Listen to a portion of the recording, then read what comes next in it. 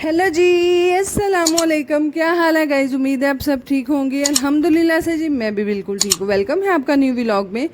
तो जी आज दोपहर का टाइम था और हमारे घर जी गेस्ट आए थे, तो इसीलिए मैं और बिस्मा जी उनकी तैयारी में थी। और जी फिर हमने उन्होंने खाना तो खैर खाना नहीं था जी, फिर हमने चाय के साथ जो है मिल्क शेक का इंतज़ाम किया, यानी कि चाय की जगह जो है मिल्क शेक बनाया। और साथ में जी सारी जितनी भी चाय के साथ हम सर्विंग करते हैं वो जी सारी हमने मिल्क शेक के साथ की, क्योंकि अगर उन्होंने खाना नहीं खाना, चले कुछ तो खाएंगे ना। तो यही जी हमारा भी प्रोग्राम था कि अगर वो खाना नहीं खा रहे, चलें कुछ चाय वगैरह तो पी ही लेंगे। तो है यहाँ पर जी हम जो हैं सारे के सारे नीचे थे, यानी कि बिस्मा लोगों की पैकिंग स्टार्ट है। तो है ये जी अब्दुल्ला ने गिफ्ट दिया था बिस्मा को जब वो सऊदीया से आया था। तो बैग्स थे कुछ जो कि पड़े हुए थे और बिस्मा ने यहाँ पर बिल्कुल भी इस्तेमाल नहीं किए। क्यों? वो कहती है कि मैं जब बाहर जाऊँगी तो वहाँ लेकर जाऊँगी। तो है इसीलिए जी पैकिंग वगैरह स्टार्ट थी, तो सारा सामान माशाल्लाह चुकिया सी। तो मैं नाल नाल कह रही था हाय परदेसी जाने वाले फिर लौट के आए। तो है यही जी इसी तरह से मैं उसको तंग कर रही थी। और साथ साथ यहाँ पर जी ये है नेक्स्ट डे, यानी कि अगला दिन। तो है इतने जी मेरी पुप्पो जान ने ड्यूटी लाई सी, क्योंकि पुप्पो जा रही हैं उम्रे पे। तो पुप्पो ने बोला कि मैं क्यों ना मामू के लिए कुछ चीज़ें बना कर ले जाऊँ, यानी कि गोश्त करेले चावल वगैरह जो जो बनेगा आपको आगे चल के सब कुछ दिखाऊंगी। बहरहाल अभी मुन्नू तो हले इन्ना पता है कि मैं अग बाल रही हूँ, जी कि मैं कोई 10 मिनट तो बैठी हैं तो हले तक आग नहीं बाल रही। तो खैर यहाँ पर पूरी मेरी अभी तक कोशिश जारी है कि मैं आग अच्छे से जला लूँ। तो है यहाँ पर जी मैं बैठ के आग जला ही रही थी, तो माशाल्लाह हतीजा मैनू इतने नाल नाल सता रही सी। तो मैं फिर वो माचिस लैके खलोती, तो मैं फिर हतीजा ने डराया तो हतीजा डर गई। तो फिर माशाल्लाह उल्टा गुस्सा मेरे ते सी कि ताई अम्मा तो मैनू क्यों डराया, यानी कि कुड़ी डर गई। तो है यहाँ पर इसी तरह से जी शुक्र है कि आज आग जल ही गई। तो है यहाँ पर जी पुप्पो जो थी उन्होंने चने साथ लेके जाने थे, जो कि पुप्पो ने अच्छे से साफ़ किए थे। और साथ साथ यहाँ पर जी कबूतरों के लिए दाना, यानी कि चोगा, जो कि वहाँ पे जाके पुप्पो कबूतरों को डालेंगी। और ये सारी सारी चीज़ें जो है साफ़ करते करते इन्ना को तरक मेरी पुप्पो जान ने पाया सी, जेड़ा कहले मज़ीद के अच्छा हंसा थोड़ा सी। तो है यहाँ पर जी भिंडियाँ काटी जा रही हैं जो कि घर में बनाई जाएंगी। और यहाँ पर तो सब यहाँ इन्नी देग पकानी है इन्ना। तो है यहाँ पर ये सारी चीज़ें जो थी पुप्पो ने साफ़ सूफ कर ली थी। तो उन्होंने कहा चुकती है, तो मैं कहा पुप्पो है तो भारा है एक हथ नाल, तो उन्होंने कहा दोवां नाल चुक। मैं क्या पुप्पो ਇਹਦੇ ਚ ਵੱਡੀ ਕਿਹੜੀ ਗੱਲ ਲੈ ਲਓ, ਦੋਵਾਂ ਨਾਲ ਚੁੱਕ ਲੈਣੇ। ਤੇ ਮਾਸ਼ਾਅੱਲਾ ਇਹ ਅੱਗ ਬਾਲਦਾ ਮੈਂ ਪੀੜੀ ਪਿਛਾਂ ਕੀਤੀ ਸੀ, ਤੇ ਆ ਵੇਖ ਲਓ ਤੁਹਾਡੀ ਭੈਣ ਕੱਪੜਿਆਂ ਨੂੰ ਖੂੰਗੀ ਲਾ ਬੈਠੀ ਹੋਈ ਹੈ। मैं क्या ਲੈ ਲੈ बा आज नवा चंद चढ़े।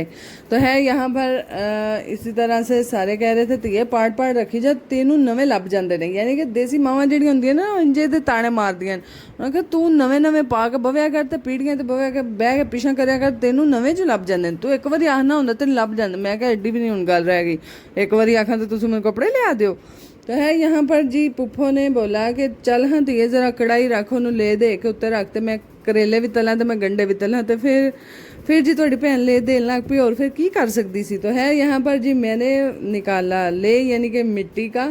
तो उसको अच्छे से कढ़ाई के चारों साइडों पे लगा के तो उसको रखना है आग पे, ताकि ये काली होने से मज़ीद बच जाए।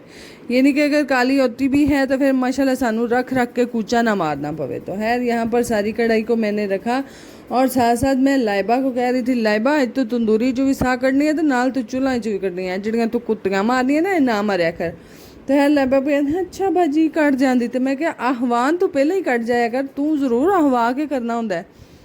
तो खैर से जी आज वही दिन था उन दिनों में से एक, जिस दिन मैं जी पुप्पो को हाँ कर बैठी थी हर काम के लिए। तो फिर पुप्पो ओ दौड़ा लवाइयाँ जड़ियाँ लवाण वालियां होंदियां ने, यानी कि सारे के सारे कभी ये लाओ कभी वो लाओ। मैं क्या पुप्पो जाना तुसी मेरियां लत्तां थकाओ दे।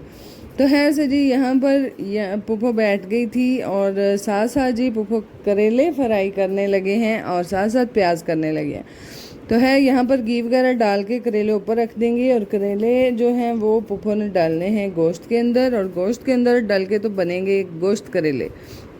आज तुसी भी आंदे ही होने हो बाजी बोंगियाँ ही मार रही है।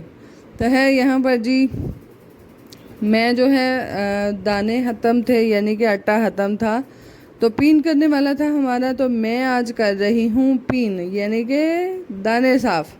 तो खैर से जी दाने साफ़ करने के बाद हमारे जाएंगे मशीन के ऊपर और आटा बन के आएगा जेड़ा कि असी सारा टब्बर रल के खाएंगे।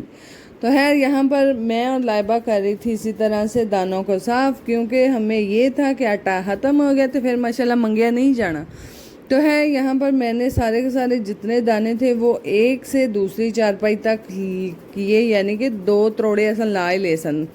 तो है यहाँ पर पुप्पो अब कर रही हैं प्याज फ्राई और साथ साथ करेले फ्राई। और ये जी पुप्पो इसलिए बना रही हैं ताकि मामू वहाँ पे होते हैं तो मामू के लिए बना के ले जाऊँ, ताकि वो थोड़े दिन जो है वो घर का खाना इंजॉय कर सकें। तो खैर से जी तुसी आंदे हो दे केड़ा व्लॉग आ गया विच। तो खैर से ये जी है अब्दुल्ला लेके गया हुआ था मशीन, यानी कि दान की फसल काटने के लिए। मुंजियाँ कट्टन का सीज़न आ गया तो फिर मशीन तो कड्ढनी सी ना। तो माशाल्लाह जी जो है आज मेरे अबू जान की फसल की कटाई होगी, यानी कि मेरे वीर दी फसल दी। तो खैर से जी अब्दुल्ला गया हुआ था मेरे मायके यानी कि अपने नानके। तो माशाल्लाह इन्ना कुछ चिकड़ सी ना इत्थे मशीन फा बैठा सी। तो मैं कहा मेरा वीर तू कुछ 2-3 टप्पे मिट्टी दे सटा लेने सन, तेनू कहदा एडा वहत पिया सी इत्थों इन्ने चिकड़ च मशीन लगाउण दा, और कोई राह नहीं सी। तो वाकई और कोई राह नहीं सी, सिर्फ एक ही राह जांदा सी ए फसलां। तो खैर नाल तुस वेख लो अब वेखो किन्ना खोबा है ना, बेचारी मशीन की करे फिर। तो खैर से जी फिर और देसी जुगाड़, एक ट्रैक्टर के पीछे दूसरा ट्रैक्टर, तो फिर माशाल्लाह जोर लवाओ तो मशीन अपने आप बाहर। तो वही जी हिसाब था और माशाल्लाह गू ट्रैक्टर चुके जा रहे ने, मैं तो ए वेख रही हूँ। बाकी जी आप सब दुआ कीजिएगा अल्लाह खैर खैरियत से सब मेरे जितने भी भाई बहनों ने फसलें लगाई हैं उनको अल्लाह ताला अच्छा वाला रेट दे, यानी कि रेट का ही मसला आजकल रेट का ही चल रहा है, यानी कि रेट लगा ही नहीं रही हुकूमत। तो खैर से जी हमारी भी मशीन है तो इसीलिए वो धान की फसल काटने के लिए चले गए हुए थे। अब्दुल्ला चला गया हुआ था और साथ साथ जी जेड़े भैन भरा कटानी होवे रब्ता कर लिया जी। तो खैर यहाँ पर जी गुड़ वाले चावल थे जो कि पुप्पो ने देसी घी में डाल के पकाए थे। तो इतने साड़ी फुल स्मगलिंग होने का प्रोग्राम सी, यानी कि पुप्पो जान होते मैं क्या पुप्पो ए थोड़े वध पका लेने सन, असा भी खा लेने सन। तो पुप्पो क्या वो फिर वध पकांदे गुड़ भी पता पैना सी, ते फिर जेड़ी थोड़ी शै पक्के स्वाद दी पकदी चोखी पक्के वो फिर ओगरा ही बन जाता है। मैं क्या चलो चंगी गल है, असा फिर भी दाल ला ही लेना होंदा, यानी कि मावां नूं बंदे दाल ला ही लेंदे ने। यानी कि मैं तो प्लेट लियांदी मेरे पिछे पिछे रहीम ते हतीजा ने भी लियांदी कि असा भी गुड़ वाले चौल खाने, यानी बाला नूं भी खुशबू आ जाती है गुड़ वाले चौलों की, बई हुण असीं की करिए। तो खैर से जी और उल्टा पुप्पो ने देसी घी पा के पका ले सन। मैं क्या तुहानूं की लोड़ सी देसी घ्यो दी पा के पकाउण दी, बई सानूं खुशबू ना आउंदी ते जो हुण आ गई तो एक एक 2-2 चम्मच ला लैंदे हो, भई ऐसा कोई चोखे थोड़े ही लीले ने। तो खैर से यहाँ पर जी मैं और सहर और अहमद थे और साथ साथ साइमा थी और साइमा के बच्चे थे। तो माशाल्लाह असी एक दूजे ने चाह समय है मज़े दे नहीं, सच्ची सारी मज़े दे नहीं। तो खैर इसी तरह से हम मज़े करते हुए और साथ साथ जी आ वेख लो एक कौली आई जिमें इतने कोई शै वांडी पई होंदी है, फिर दूजी आई। तो खैर फिर बस फिर इदू वध ये नहीं सी कि हुण असां वंड वुंड के ते छितर खाने सन, यानी कि पुप्पो इन्ना तो आख्या सी फोल के वो ठंडे होंदे तो मैं डब्बे च पानी हाँ। तो मैं क्या लै अहमद तू ए मेरी प्लेट च तू भी 2-3 बरकियां ला लै। तो फिर मैं कह रही सा पुप्पो अहमद ने खाधे जो मैं नहीं खाधे। तो खैर यहाँ पर जी काफ़ी लोग पूछते हैं कि सहर जो है वो उसका कितने भाई बहन है। तो एक ही ओदा भरा है माशाल्लाह, अल्लाह ज़िंदगी तंदुरुस्ती दे सु, तो ओदा और कोई भैन भरा नहीं, यानी कि 2 ही भैन भरा ने। तो है यहाँ पर जी चोगा था जो कि सुबह का साढ़े घर लमक रहा है और फाइनली हूँ छापरा पैक हो गया सी। तो खैर यहाँ पर सहर गिन के रख रही है, ये मेरा, ये पुप्पो का, ये दादो जी का, ये दादो शनाज का, ये फलां का, ये फलां का, सारे माशाल्लाह गिन के रख दी। तो लास्ट ते आंदी है ए मेरा, मैं है तेरा कली दा नहीं, यानी कि तू कली है ही नहीं, ए तेरे नाल तेरे सारे जिन्ने भी तेरे भैन भरा ने ना उन्होंने सारियां दा ए सारे उत्थे जान दे।